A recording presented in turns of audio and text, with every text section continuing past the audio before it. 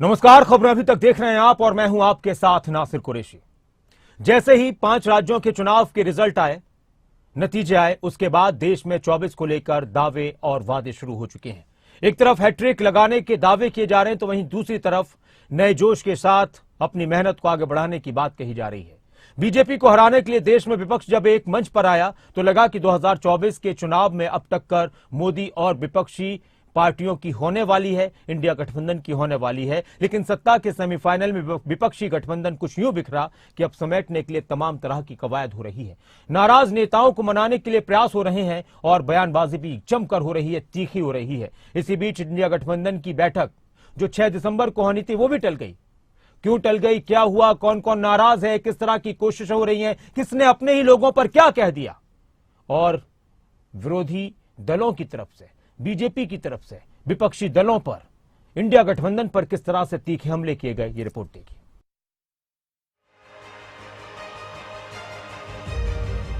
विपक्षी नेताओं की ये हाथ और उनके दिल आज से लगभग 6 महीने पहले मिले थे और जब दिल मिल गए, हाथ जुड़े तो एक गठबंधन बन गया जिसका नाम रखा गया इंडिया गठबंधन। और इस गठबंधन का मकसद था मोदी और बीजेपी को देश की सत्ता से बाहर करना।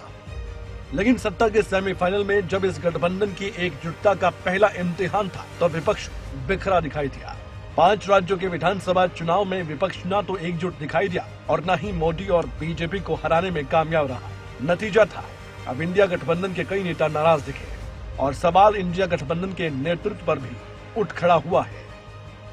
विपक्षी एकजुटता में आई दरार को उस प्रस्तावित बैठक से समझा जा सकता है जो अब टल चुकी है और उसके पीछे का मुख्य कारण नेताओं की नाराजगी या फिर नेताओं की मीटिंग में शामिल न होने की बातें थी। 3 दिसंबर को जब 4 राज्य के चुनावी नतीजे आए तो कांग्रेस को करारी हार का सामना करना पड़ा। हालांकि एक राज्य में कांग्रेस को जीत हासिल हुई। कांग्रेस के अध्यक्ष मल्लिकार्जुन खड़गे ने हार पर मंथन करने के लिए इंडिया गठबंधन की एक मीटिंग बुलाई। तारीख 6 दिसंबर रखी गई, लेकिन इंडिया गठबंधन के कई नेताओं ने बैठक से दूरी बना ली। पश्चिम बंगाल की मुख्यमंत्री ममता बनर्जी तो ये तक कह गई कि उनको तो इस मीटिंग के बारे में कुछ मालूम तक नहीं। समाजवादी पार्टी के अध्यक्ष अखिलेश यादव और बिहार के मुख्यमंत्री नीतीश कुमार समेत कई नेता इसमें शामिल न होने के लिए अपनी बात रखते नजर आए। ममता बनर्जी ने कहा कि उन्हें बैठक के बारे में कोई जानकारी नहीं मिल पाई। अखिलेश यादव के सुर बदले बदले नजर आए। वहीं बिहार के मुख्यमंत्री नीतीश कुमार ने तबियत खराब होने का हवाला दे दिया। परिणाम आए हैं, आने वाले समय में इससे इंडिया गठबंधन और मजबूत होगा। देश की जनता भारतीय जनता पार्टी को हटाना चाहती है। अगर यही मानक हम मान लें कि लोग परिवर्तन चाहते थे, जिन प्रदेशों में सरकार बदली है और मध्य प्रदेश के अलावा मध्य प्रदेश की परिस्थितियां दूसरी रही, मध्य प्रदेश में दूसरे तरह का अगर गठबंधन होता तो परिणाम दूसरा भी हो सकता था। लेकिन जो परिणाम इन प्रदेशों से आए हैं, जनता परिवर्तन चाहती है, तो बीजेपी के लिए ये चिंता का विषय होना चाहिए कि जो सरकार में है उनसे जनता नाराज है या जनता ने परिवर्तन के लिए वोट दिया है। मेरे को पता जिसमें नहीं है उसमें आप क्यों हमको पूछ रहा है? मेरे को पता नहीं है, मेरे को जानकारी नहीं है। इसी के लिए मैंने बाहर में प्रोग्राम रख दिया नॉर्थ बंगाल टूर में। उधर में हमारा 6-7 दिन का प्रोग्राम है। तो मेरे को जानकारी होता तो हम थोड़ा ही प्रोग्राम रखता, हम जरूर जाते, लेकिन हमारा पास कोई जानकारी नहीं है। इसी के लिए हम नॉर्थ बंगाल टूर में जा रहा है। ममता बनर्जी का कहना था कि उन्हें मीटिंग की जानकारी नहीं मिली, लेकिन कांग्रेस नेता अधीर रंजन चौधरी ने ममता बनर्जी के स्टैंड पर ही सवालिया निशान लगा दिया। उनका कहना था कि ममता बनर्जी ने कभी भी लोगों से बीजेपी को हराने के लिए विपक्ष को वोट देने की अपील तक नहीं की। देखिए, चुनाव के पहले भी उनकी रवैया कुछ इस तरीके ही थे। इतने 5 स्टेटों में चुनाव हुई थी, कहीं हो ये तो कभी नहीं कहे कि भाई बीजेपी के विपक्ष लोगों को वोट दिया करो। कभी नहीं कहे कि बीजेपी को हराने के लिए चुनाव में आम लोग विपक्ष को वोट दो, ये भी उन्होंने नहीं की थी।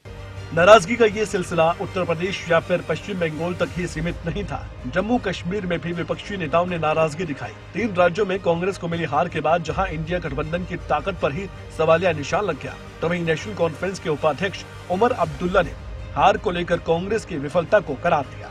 हालांकि पीडीपी अध्यक्ष महबूबा मुफ्ती ने 3 राज्यों में हार को लेकर केंद्र सरकार पर भी सवाल उठाए। मैं उस वक्त हंसा मैं सोचा ना अब ये क्या बात कर रहे हैं, क्योंकि छत्तीसगढ़ बीजेपी को देने के लिए कोई तैयार नहीं था। लेकिन 2 महीने पहले मेरे एक सांसद बीजेपी के दोस्त हैं, उन्होंने कहा कि छत्तीसगढ़ में वो जीतने वाले हैं। तो अगर उनको पता था तो कांग्रेस को क्यों नहीं? अब सुप्रीम कोर्ट छोड़िए, पार्लियामेंट के इलेक्शन की तैयारी करिए। देखिए, ये बीजेपी तो नहीं जीत रही है, ये इस मुल्क की जो सरकार है, उसकी जो एजेंसीज है, उसका जो मनी पावर है, उसका जो इलेक्शन कमीशन है, उसका जो मीडिया है, वो जीत रहा है। बीजेपी अगर अकेले जीतने मैदान में आएगी तो वो तो एक स्टेट भी नहीं जीत सकती है। राज्यों में करारी हार के बाद से ही कांग्रेस पर इंडिया गठबंधन में शामिल पार्टियों के नेता ही सवाल उठा रहे हैं। मध्य प्रदेश में कांग्रेस का समाजवादी पार्टी के साथ मिलकर चुनाव न लड़ना इंडिया गठबंधन के नेताओं को रास नहीं आया। ऐसे में इंडिया गठबंधन का भविष्य क्या होगा, इस पर जब सवाल हुआ तो नेताओं ने चुप्पी साध ली। फिलहाल इंडिया गठबंधन की 6 दिसंबर को होने वाली मीटिंग को पोस्टपोन कर दिया गया।